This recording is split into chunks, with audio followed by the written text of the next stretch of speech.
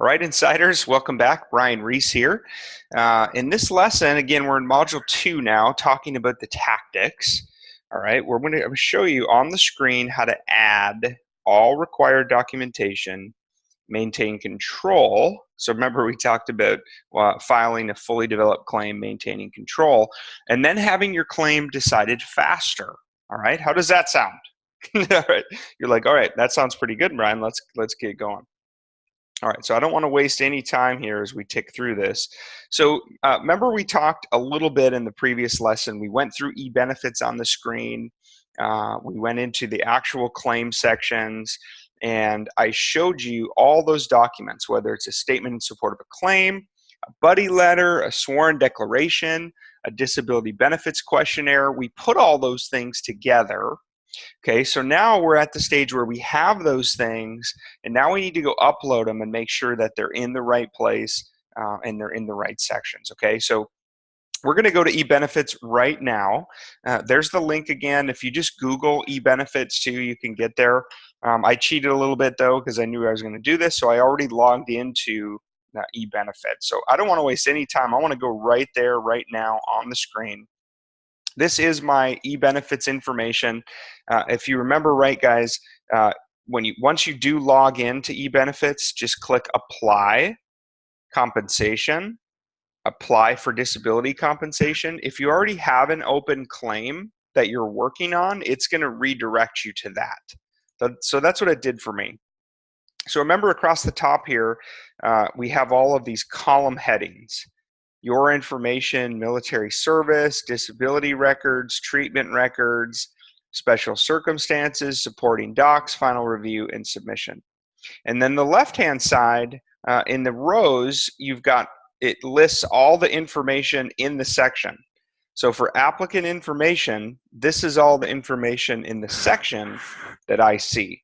So remember, we're doing the fully developed claim, right? That's all goodness. All right, so I'm going to go back over to disability records real quick because I just want to show you real quick again how easy this is. So remember in Module 2, Lesson 3, the previous video, we added a knee condition left as a secondary disability. Remember that? And then we reopened hearing loss, which I was previously denied service connection. And then we added some new ones. We added gout. We added back condition, and then I just added a left hand condition, okay? So remember how easy that is? All you gotta do is click claim a new disability here to add a new primary disability. If I wanna add a secondary disability, all I have to do here is literally go in and say, okay, I'm gonna add a secondary. So you know what, I'll just do it here since we're here now. So let's say I'm gonna add a secondary disability here, and I am going to claim sleep apnea. Save and continue. And what this is going to do now is I'm adding, you'll see it gives me that little arrow. That's how you know it's a secondary condition. I've added sleep apnea secondary to my service-connected post-traumatic stress disorder. Okay, do you see how easy that was? So easy, right? Okay. So now what I'm going to do here, go into treatment records. Yep, I am receiving treatment at facilities. I'm not going to click through all of this stuff. I just wanted to make sure I had this one in here. Okay, so this is the location to add all of your treatment facilities. So where you were treated while you were on active duty, put all of those facilities down. If you have any private facilities or other government facilities, put that stuff in here as well. Okay, all you got to do is add treatment information and just add some additional information, okay? But now what we're going to do is we're going to go across the top here to supporting documents, okay? So what happens is, depending on the disabilities that you filed for under that section under disability records, it's going to suggest some documents to download. And so you'll see for me, the forms for me is it's asking me to download a blank headaches form, including migraine headaches DBQ. And you'll see it gives you some instructions. Complete the following to apply. Have your physician complete any DBQs to aid in the processing of your claim. Then upload it to submit with this application. So the one it gives me here is the post-concussive headaches including migraine headaches and DBQs, okay? So let's say I've downloaded that, or I've just Googled, remember we showed you that on the screen. You can just Google disability benefits questionnaire VA. It'll pull up. There's about 70 of them out there right now, okay? But I'm not going to do anything else here. I'm just going to click continue, right? And this is an absolutely crucial step. It tells you here, don't skip this step, okay?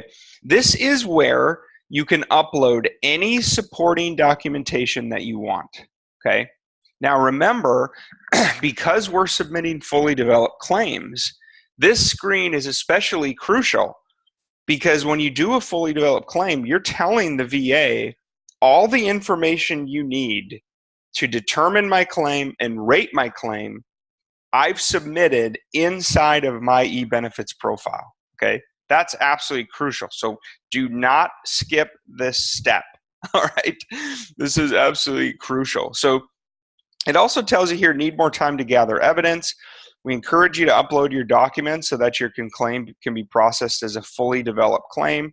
If you need more time or you need more records, you can mail or fax documents. And it also gives you a section here on getting help to obtain private treatment records, okay? So the first thing I'm going to do though here is I'm going to go to this optional document. This is where you're going to put anything that's not the specific DBQ they've asked for. So any buddy letters, any statements in support of a claim, a sworn declaration, you're going to put all that stuff right here. So I'm just going to click add and remove files. Okay, and then it pulls up this screen and it asks me what I want to upload. So a couple quick notes here. The max file size per file is 25 megs. If you have files that are larger than that, just make sure you break them out so that they're smaller. I always use PDF formats, Adobe PDF.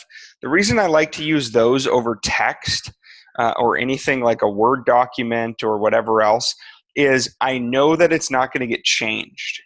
Okay, I know that once I submit that information, that's final and it's locked down and I'm not worried about it. Okay, so all I'm going to do here is click browse for the file. And this is pretty cool because I can do this stuff quickly. I'm going to jump into lesson 4. I can actually highlight more than one at the same time. So I'm going to grab all 3 of these and click open, and it's going to start uploading them all. And then all I've got to do first is I have to select the file type. So this is my buddy letter. So I'm going to put buddy and lay statement for that one. For this one, I'm going to put, this is a statement in support of a claim. So I'm just going to put other correspondence. It doesn't matter what you put here. And then this is my PTSD form. So I'm going to put other correspondence here as well, okay? But you can see from the drop down, I can upload service treatment records medical, okay? Medical evidence from a government facility, medical evidence from a provider, military personnel record, you can do your DD-214, other correspondence. So remember we talked about other evidence? So let's say you've got picture evidence of a finger that you smashed or a surgery that you had. Perhaps you are trying to corroborate a story from post-traumatic stress disorder that happened overseas in 1980.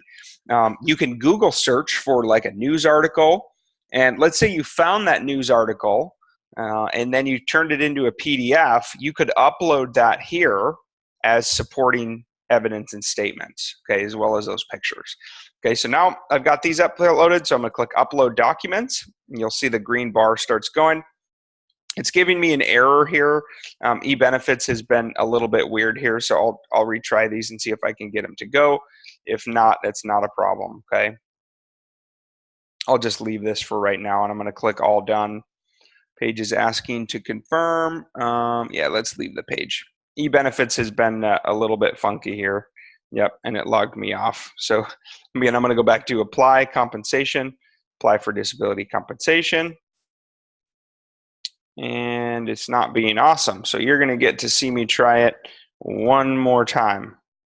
But you were able to see, and that's the important thing. That's what I really, really, really wanted you to see, was actually how we go do that on the screen, okay? So I'm going to try one more time here and see if it lets me in. I'm not going to save it. But in the meantime, while that's loading, I do want to talk about getting you a faster claim decision. So if you remember, a lot of you here are kind of like, how do you get these claims decided in 4 to 5 months versus a year or more? So the way that you do that, there's a special button here at the end that almost nobody knows about, again, but you're inside Mastery.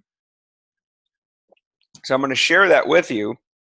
So in supporting documents, this is where we're going to go back to the documents to upload. Remember, I showed you how to do that. So all you got to do is click add or remove files, and it lets you do that.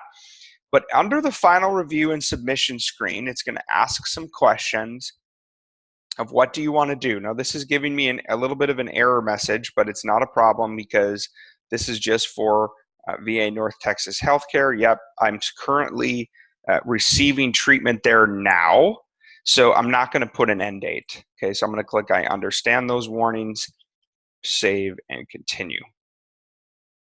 Okay, now this gives you a chance to review everything again, all your disabilities, everything you've uploaded. Now, it doesn't show supporting documents here because they didn't upload in the last time. So remember, what type of claim are we doing, folks? Fully developed claim, okay? So you're saying, I certify that I have submitted all the information of evidence that will support my claim, including an identification of relevant records available at a federal facility such as VA Medical Center, or I have no information or evidence to give the VA. Of course, that last statement's no good. So when you do the fully developed claim, you're telling them you've got everything you need to decide my claim, okay? So when you do this online, so remember we've talked about how you don't need a VSO. All your VSO does is they help you submit this document, and they usually have you hand fill it out and then they mail it in. The VA Form 21-526 Easy, the application for disability compensation. All you got to do then is check this block and click submit, and it's actually going to submit your claim, okay? Now I want to show you something. Once you've submitted your claim, okay, I'm going to go back here now because we're done in there, but once you've actually submitted your VA disability claim, all right, when you go back in, you've submitted the fully developed claim. After you submit it, when you go in to disability compensation benefits, or you'll see on the left-hand side, it'll say work in progress or my submitted claims. Go into your submitted claims and go to the timeline. So click to where you can see the processing time, right? It'll give you estimated time. It'll say, hey, they're gathering evidence, or they're pending claim decision, or whatever. It keeps you updated, right?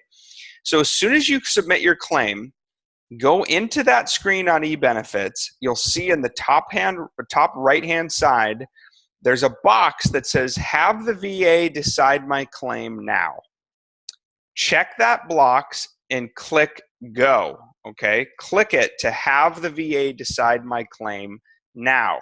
By doing that, it's going to be about 30 to 60 days faster on average, okay? And the reason is it prioritizes your claim because, again, you're telling the VA, not only have I submitted a fully developed claim, but I've also uploaded all required documents, and I don't want you to look for anything else associated with my claim. Dear VA rater, you have everything you need to rate my claim and make a decision, okay?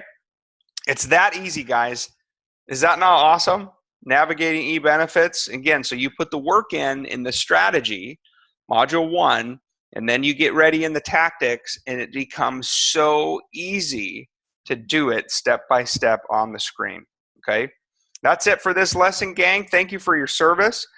God bless you and your family, and I'll see you in the next lesson. We'll wrap this thing up on the #1 most important day in your entire VA disability claims process, okay? Talk to you real soon.